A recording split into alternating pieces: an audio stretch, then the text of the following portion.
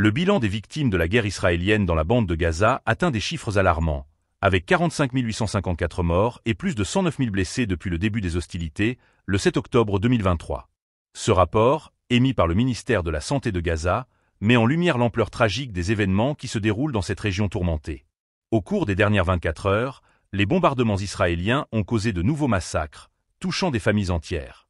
Le rapport précise qu'au moins 48 personnes ont perdu la vie et 75 ont été blessées dans des établissements hospitaliers.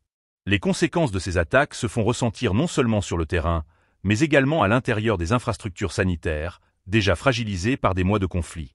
Un nombre indéterminé de victimes reste bloqué sous les décombres, tandis que les ambulances et les équipes de protection civile peinent à accéder aux zones sinistrées.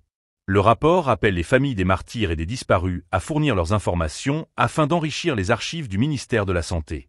Cette démarche vise à établir un registre plus complet des pertes humaines et à documenter les atrocités vécues au quotidien par la population gazaoui.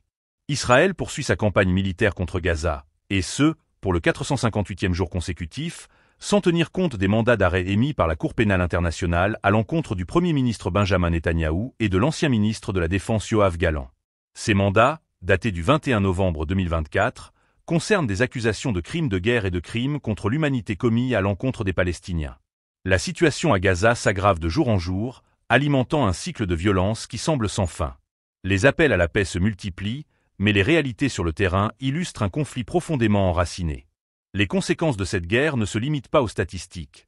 Elles impactent des vies, des familles et des générations futures. La communauté internationale reste en alerte, observant les événements qui continuent de se dérouler dans cette région en proie à la souffrance.